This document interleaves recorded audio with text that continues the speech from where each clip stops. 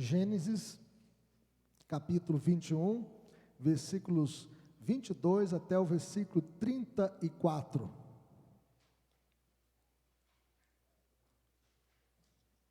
Mesmo assentado como os irmãos estão, e você que acompanha em casa também, que você possa abrir a sua Bíblia nesse texto.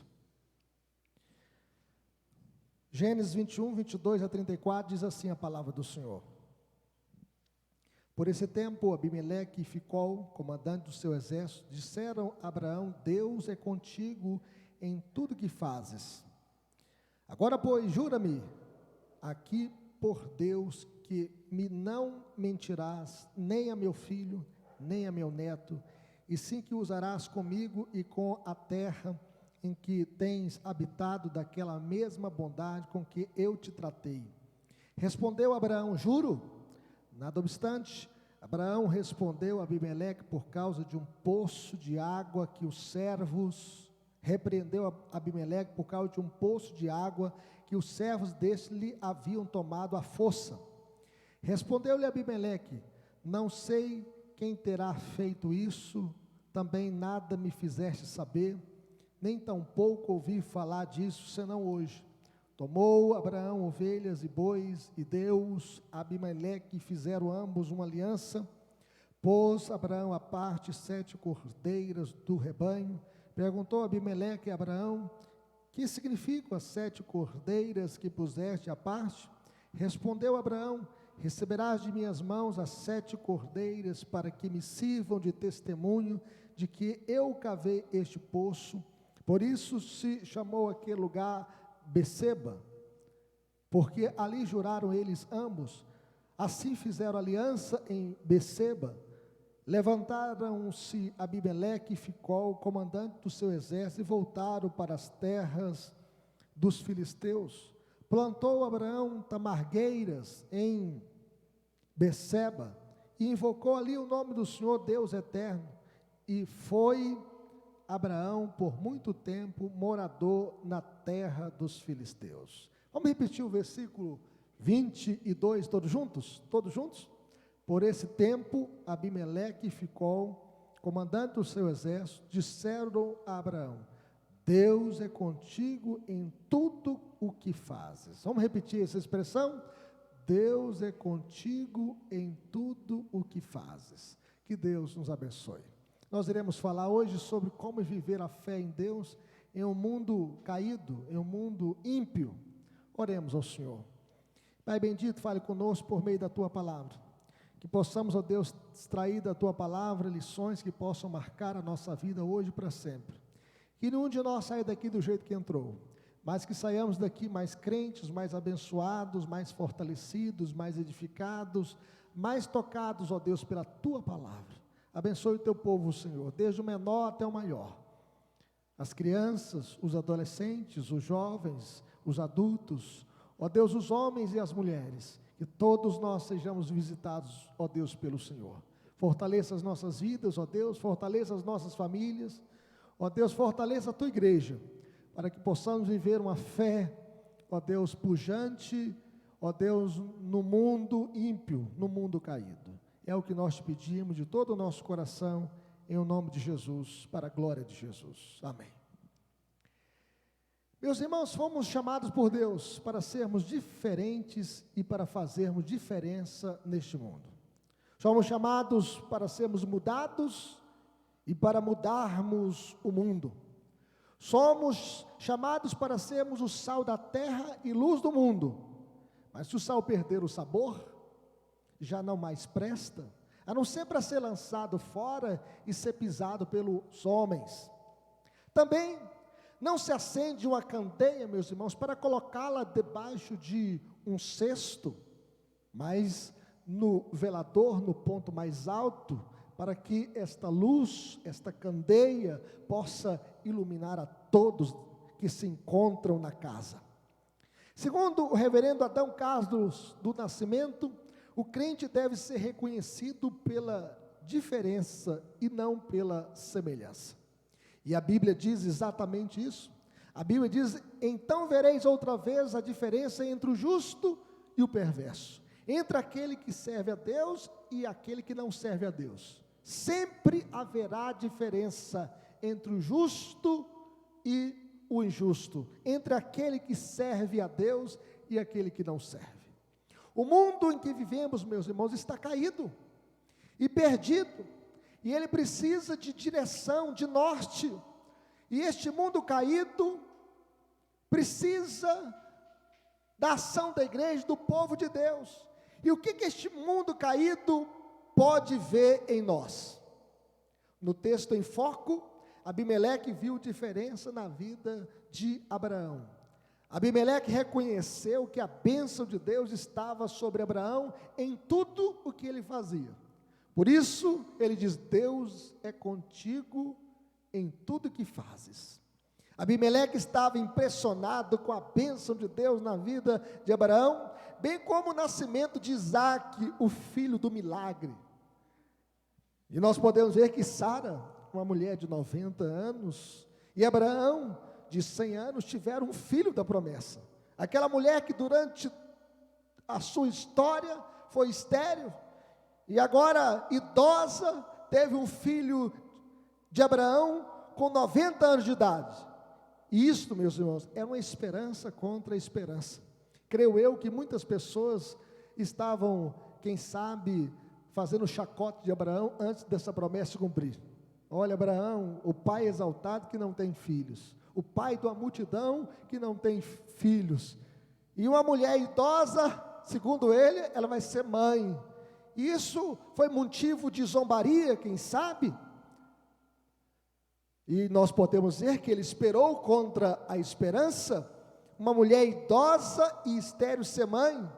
Esse era o assunto de todas as conversas dos vizinhos. Esta mulher de 90 anos foi mãe, e Abraão viu o cumprimento da promessa de Deus na vida de Isaque. Por esta razão, meus irmãos, ele procurou estabelecer um tratado de paz com Abraão. Ele viu que Abraão era um homem diferente, que tinha algo especial de Deus na vida dele. No entanto, antes de selar a paz com Abimeleque, Abraão o repreendeu por causa da atitude dos servos de Abimeleque, que lhe haviam tomado um poço de água com violência, à força. E após reparar esta injustiça, Abraão sela este pacto com o sangue de animais e invoca o nome do Senhor, o Deus eterno, na terra dos filisteus. Os filisteus eram ímpios, os filisteus não temiam a Deus, os filisteus não conheciam o Deus de Abraão, mas Abimeleque, o rei da Filístia, um rei filisteu, viu algo diferente na vida de Abraão. Deus é contigo em tudo que fazes. E aqui nós aprendemos, meus irmãos, como viver a fé em Deus em um mundo ímpio. E a primeira lição que nós aprendemos deste texto é temendo a Deus acima do temor dos homens e das adversidades da vida. Vamos voltar um pouquinho. No encontro anterior com Abimeleque, em Gênesis 20, de 1 a 18, Abraão temeu mais os homens do que a Deus. Por medo de perder a sua vida, ele disse que Sara não era sua esposa, mas era sua irmã, para se proteger, para livrar a sua pele da morte. Ele disse de Sara, sua mulher: ela é minha irmã. E então Abimeleque, rei de Gerar, mandou buscá-la. Abraão mentiu para se proteger. Ele dizia consigo mesmo: certamente não há temor de Deus neste lugar, e eles me matarão por causa de minha mulher. Era o temor de Abraão, o temor que ele tinha nesta época dos homens, acima do temor que deveria ter a Deus. E então a entrega de Sara a Abimeleque ameaça então a promessa de Deus na vida dele, ameaça arruinar esta promessa de Deus na vida de Abraão.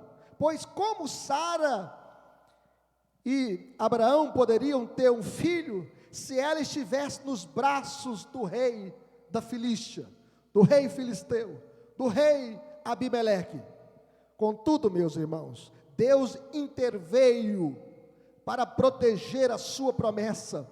E o texto diz que Deus, porém, veio a Abimeleque em sonhos de noite e lhe disse: vai ser punido de morte por causa da mulher que tomaste, porque ela tem marido. Ora, Abimeleque ainda não havia possuído, por isso disse: Senhor, matarás até uma nação inocente?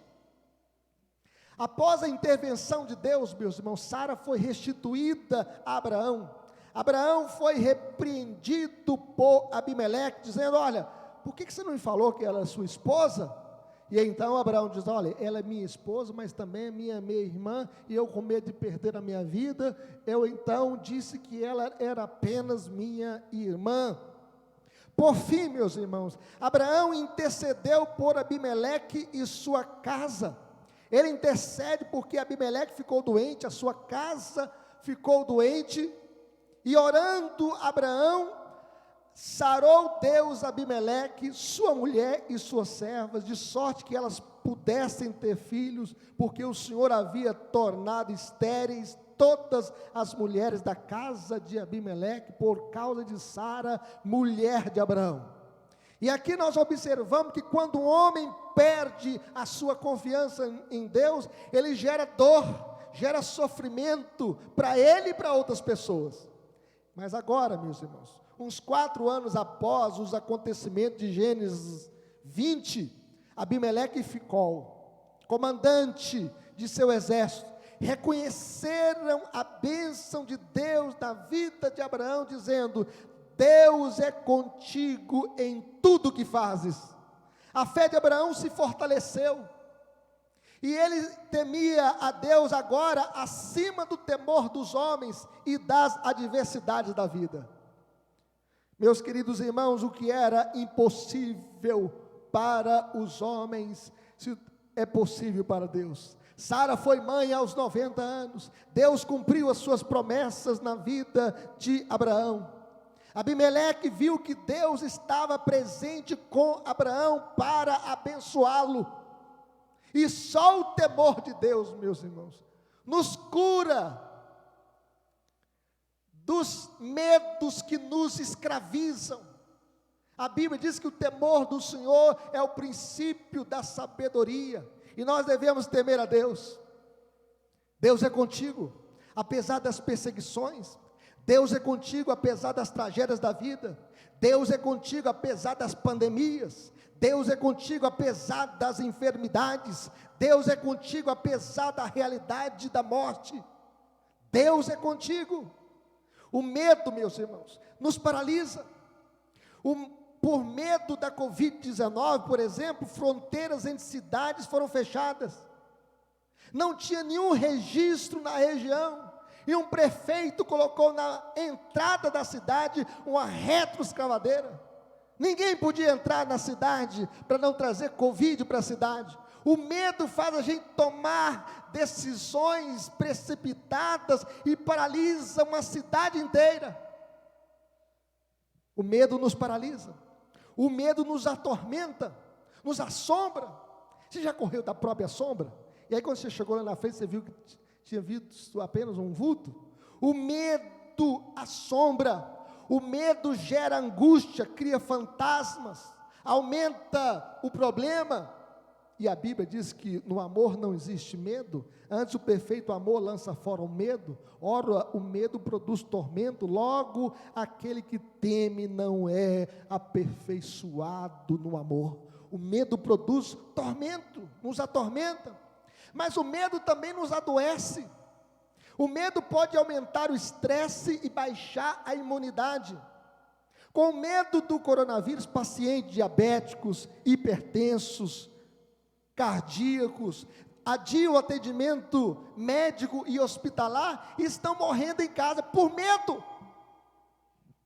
Assim, meus irmãos, assim como existe um vírus invisível, há um Deus invisível que cuida de nós e pode nos curar, nos abençoar e nos proteger. Existe um vírus invisível que pode matar, mas existe um Deus invisível que cuida de nós e está conosco em toda e qualquer situação. Devemos temer a Deus acima do temor dos homens e das adversidades da vida. Mas em segundo lugar, nós aprendemos também, meus queridos irmãos, que construindo a paz nas relações humanas. Veja bem que esse texto mostra aí que agora, pois, jura-me por Deus, que me não mentirás, nem a meu filho, nem a meu neto, e que usarás comigo e com a terra em que tens habitado, daquela mesma bondade com que eu te tratei. Respondeu Abraão: eu juro. Abraão, meus irmãos, fez uma aliança de paz, de amizade com Abimeleque, uma aliança firme e constante entre duas famílias. E esse laço de amizade deveria ser fortalecido pela força de um juramento: jura-me por Deus. E ele disse: eu juro por Deus. Não é pecado fazer juramento, viu?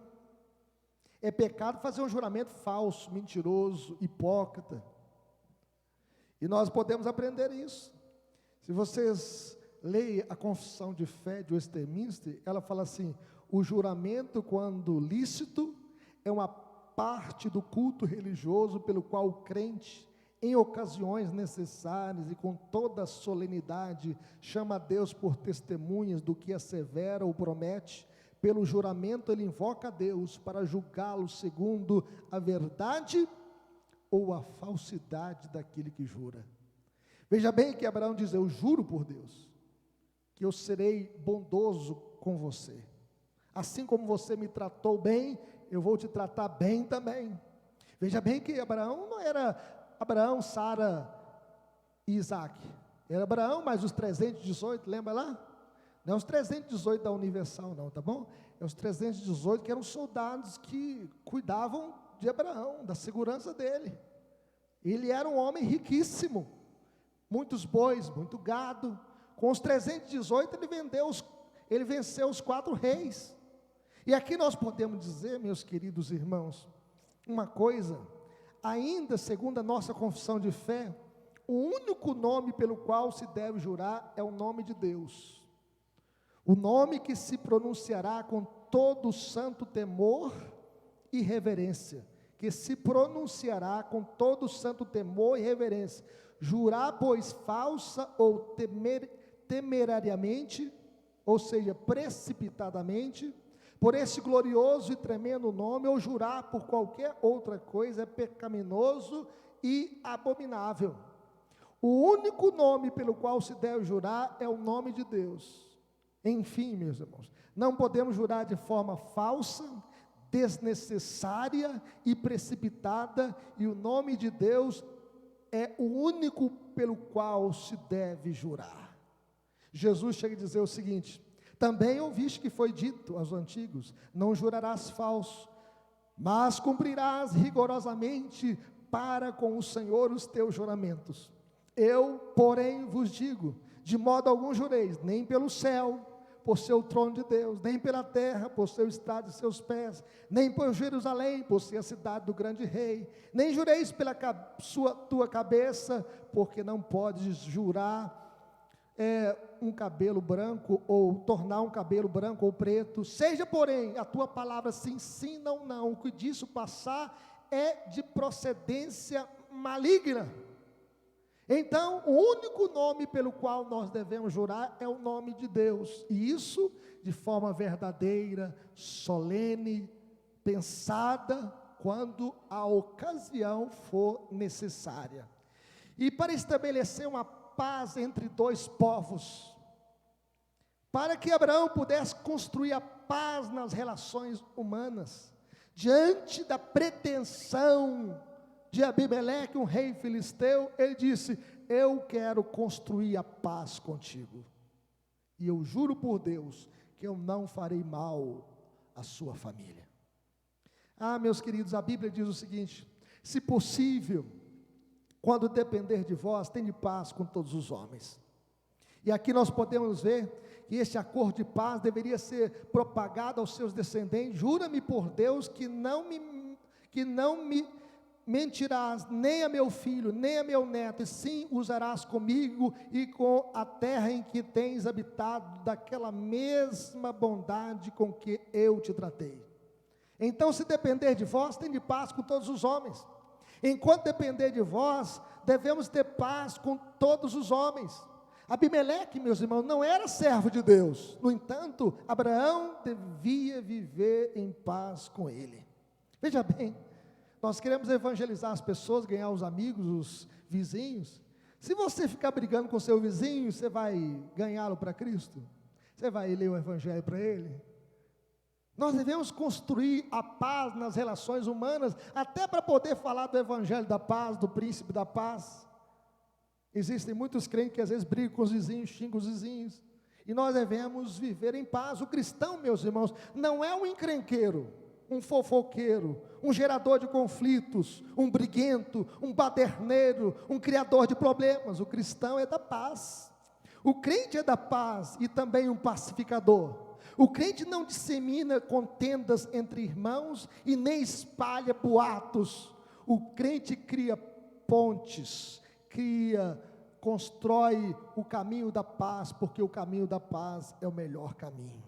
A Bíblia diz o seguinte: segui a paz com todos e a santificação, sem a qual ninguém verá a Deus. O servo de Deus, meus irmãos, que tem a paz de Deus no coração, que segue o príncipe da paz, ele deve buscar a paz e se empenhar pela paz. É assim que nós devemos fazer. Devemos buscar a paz na família. Nessa quarentena, quantas famílias estão em pé de guerra? Marido brigando com esposa, e alguns brigando tão feio que chega até a morte, e aí o feminicídio. Quantas pessoas brigando nesta quarentena? Não tem paz dentro do próprio lar. Devemos buscar a paz na igreja. Oh, como é bom e agradável viver unidos os irmãos. A união faz a força. Nós devemos ter esta unidade, nós devemos ter esse amor cristão, nós devemos estar unidos. E devemos buscar também, meus irmãos, a paz na sociedade, a paz entre os homens. Em vez de a gente jogar gasolina na confusão, a gente tem que jogar água, areia, para apagar o fogo, e trazer então a harmonia na sociedade.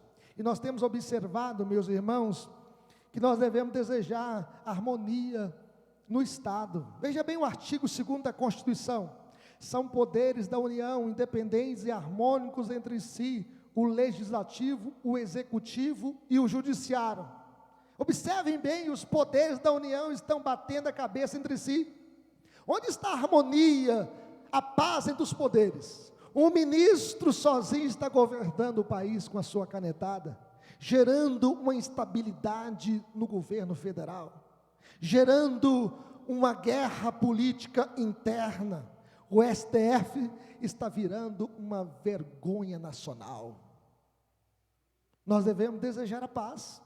Nós devemos desejar que esses poderes possam estar independentes e harmônicos, cada um cumprindo a sua função, sem entrar na função do outro, e cada um vivendo em harmonia um com o outro, colaborando para que desta pandemia do coronavírus não possa sair a pandemia política, a crise política, mas que haja paz na sociedade.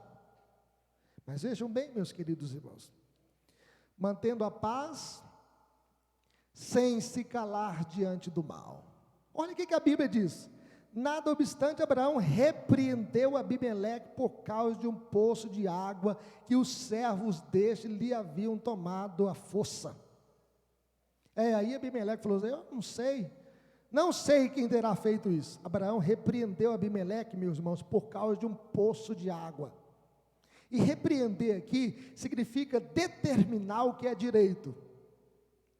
Vamos pensar aqui no poço de água, no começo aqui da construção das casas aqui no Lindéia. Muitas pessoas fizeram uma cisterna no seu lote. Quem teve uma cisterna no seu lote aqui quando começou Lindéia? Não tinha uma cisterna? Então tinha uma cisterna para quê? Para a pessoa construir. Na casa do Zé eu já vi lá uma cisterna, né? Dona Odete, uma cisterna. E então veja, isso para construir. Como é que vai mexer a massa sem água? Como é que a pessoa vai morar num lugar sem água? Vamos pensar o seguinte: você faz um poço lá e está construindo a sua casa, e o vizinho está lá jogando terra no seu poço. Você vai repreender o vizinho: olha, isso não é honesto não. Já pensou se você tivesse um lote aqui, ou jogasse terra lá no seu poço? Isso não é justo. Então veja, Abraão então protesta contra os maus tratos dos servos do rei Abimeleque, que haviam tomado à força um poço de água. A água, meus irmãos, é essencial. Ninguém vive sem água não. A água é vida. A água é um bem precioso para a sobrevivência humana, ainda mais lá naquele tempo. Não tinha água da Copasa, não tinha água encanada, não tinha água que fluía de um rio para chegar até a casa de Abraão, não. Era um poço profundo, onde eles cavavam, levavam semanas ou meses para a água brotar desse fundo, e os servos de Abimeleque estavam tomando este poço, que era água boa e vital para aquela família. A água, meus irmãos, desse poço garantia a permanência de Abraão naquele lugar. Não teria nenhum morador aqui no bairro Lindé se não tivesse água. Ninguém vai morar num lugar onde não tem água. E é impossível residir então num lugar sem água.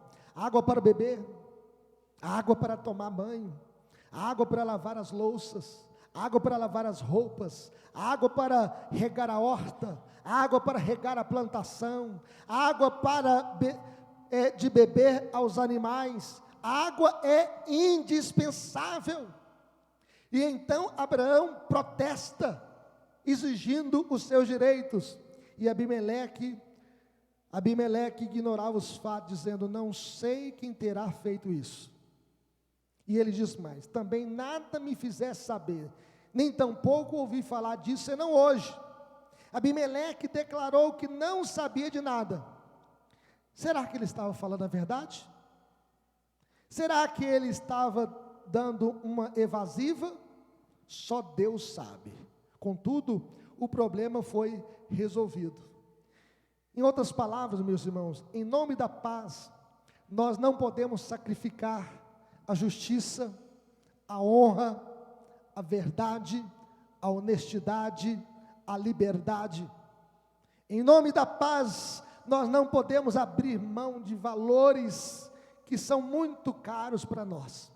Por exemplo, na dieta de Spira, na Alemanha, Carlos V queria esmagar o movimento reformado luterano, proibindo a sua manifestação, considerando esse movimento luterano de pregar a Bíblia, porque a reforma foi volta às Escrituras, impondo o catolicismo como religião oficial para todos, e ponto final. O movimento reformado deveria se silenciar, e isto era um atentado à liberdade religiosa.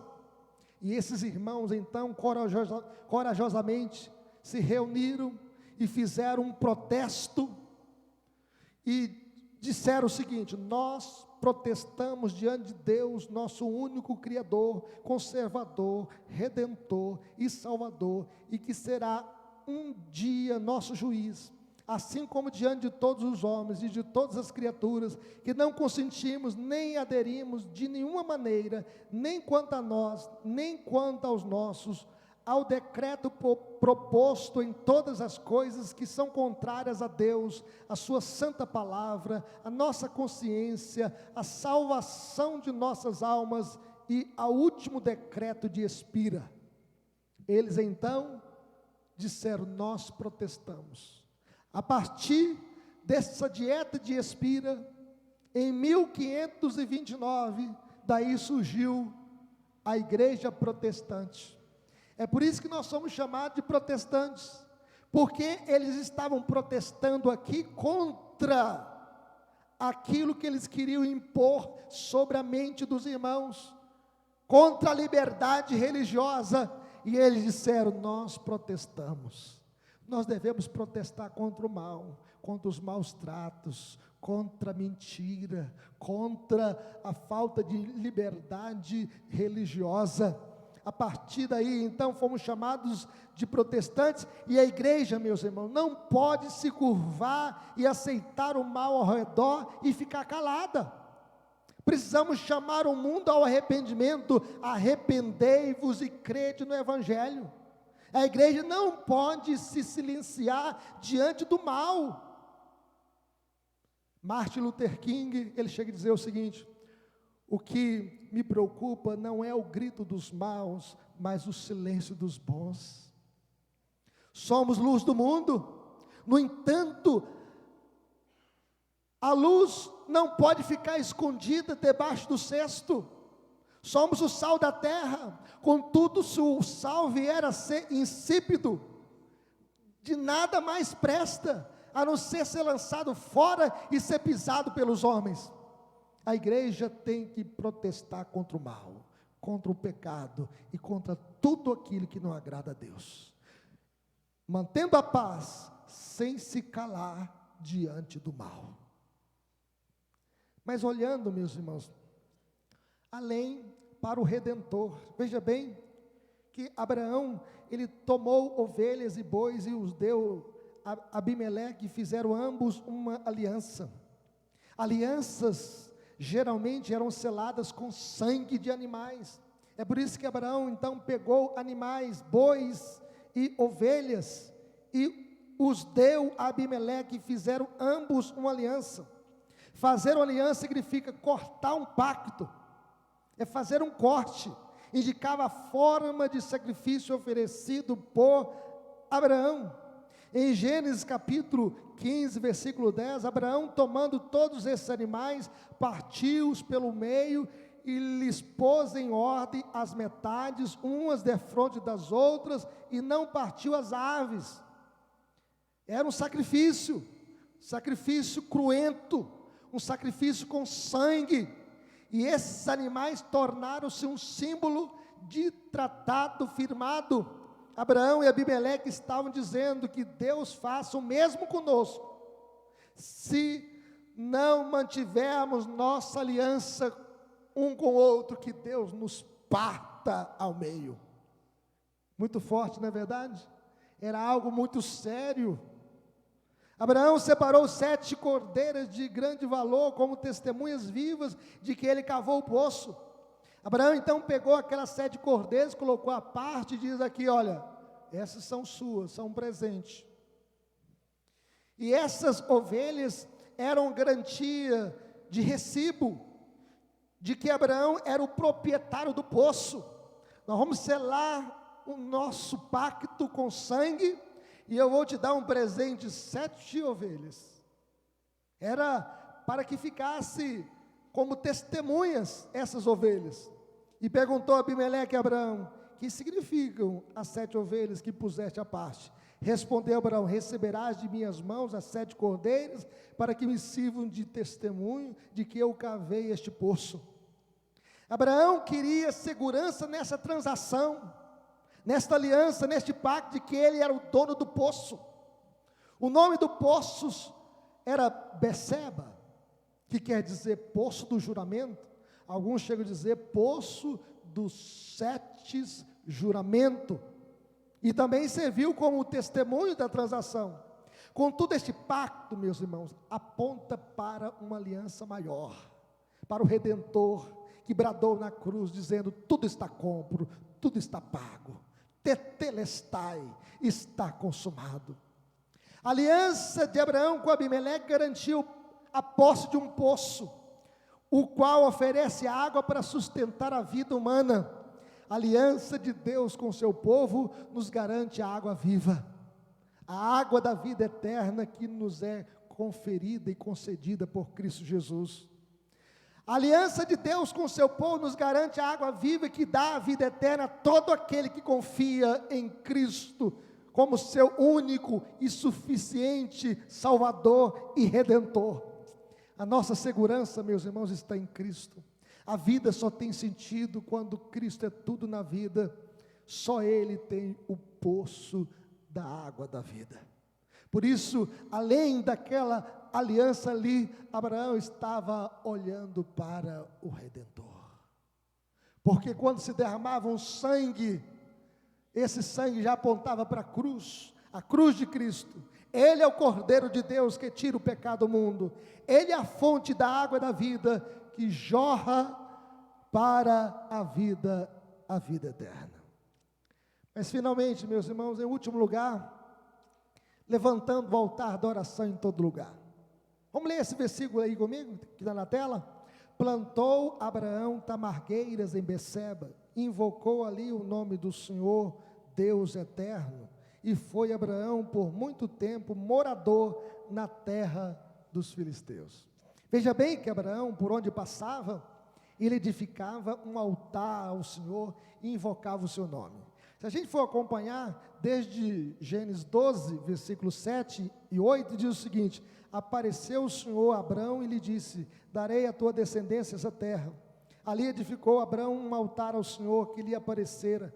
Passando dali para o monte ao oriente de Betel, armou sua tenda, ficando Betel ao oriente, ao ocidente, e Ai ao oriente. Ali edificou um altar ao Senhor e invocou o nome do Senhor. Quando a gente anda em Gênesis 13, versículo 4 e 18, até ao lugar do altar que outrora tinha feito, aí Abraão invocou o nome do Senhor. E aí quando ele foi morar lá nos cavalhais de Manre, o texto diz que estão junto a Hebron, ali Abraão levantou um altar ao Senhor. Abraão, meus irmãos, não se envergonhava de levantar o altar do Senhor na terra dos filisteus, na terra dos pagãos. No mundo ímpio, ele levantava o altar ao Senhor e invocava o nome de Deus. E agora, meus irmãos, ele planta uma árvore chamada tamargueira em Beceba, poço do juramento, um tipo de palmeira do deserto, que oferece sombra para o viajante.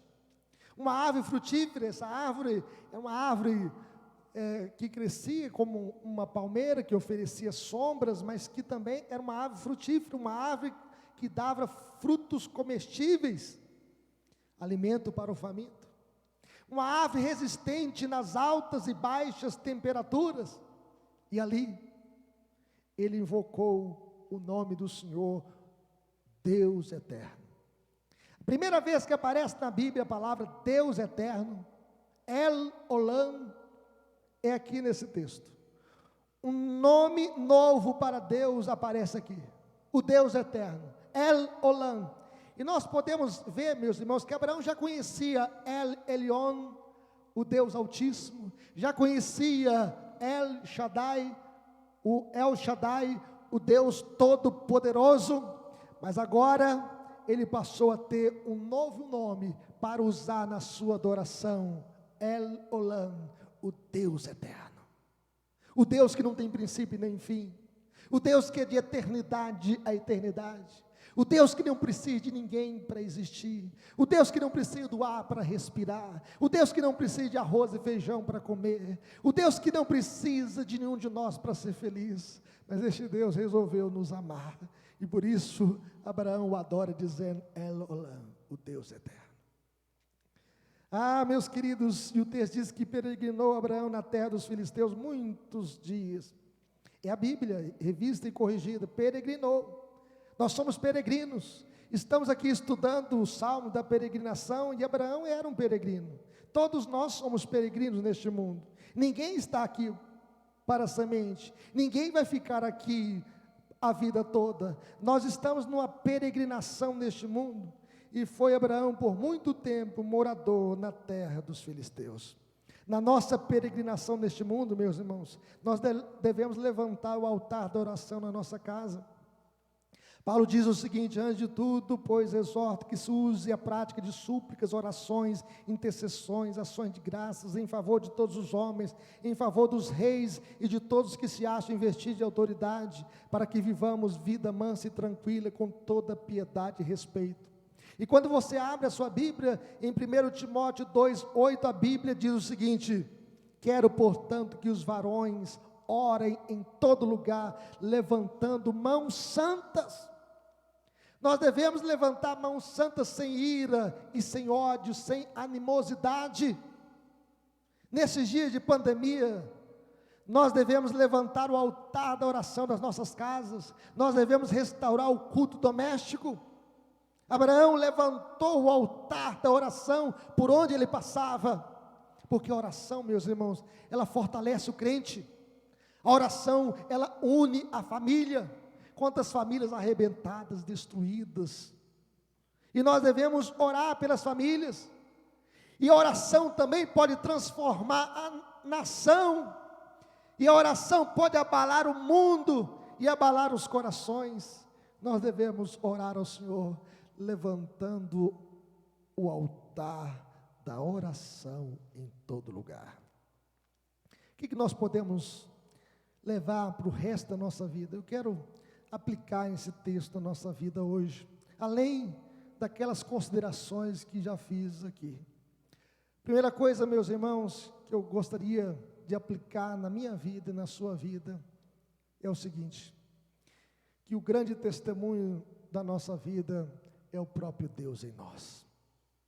Abimeleque e Ficol, que era comandante do exército aí de Abimeleque, eles disseram a Abraão, disseram o seguinte: Deus é contigo por onde quer que andares.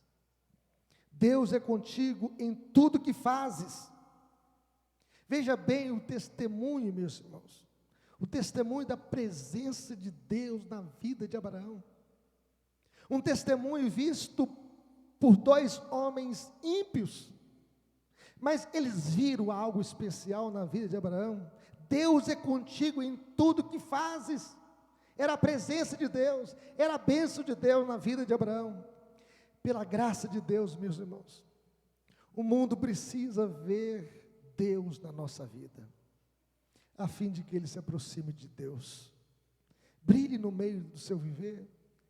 Nós cantamos aqui nesta noite, brilhe no meio do seu viver, que sejamos um testemunho vivo do Cristo vivo para um mundo morto, para um mundo indiferente, que possamos ser esse testemunho vivo, do Cristo vivo, para que este mundo morto possa reconhecer Cristo, e os eleitos de Deus sejam alcançados pela graça de Deus.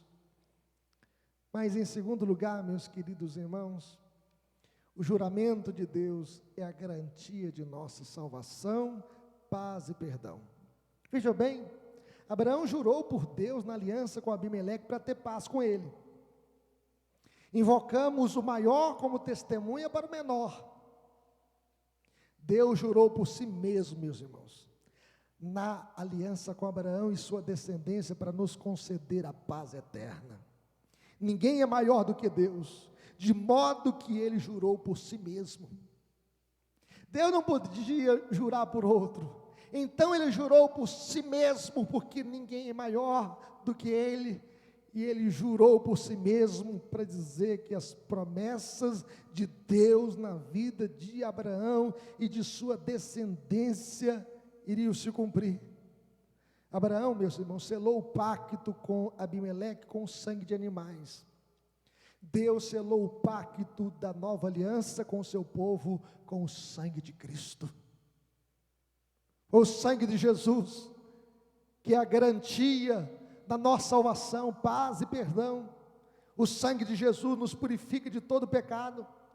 Abraão selou um pacto com Abimeleque para ter o direito de um poço de água para sustentar a vida.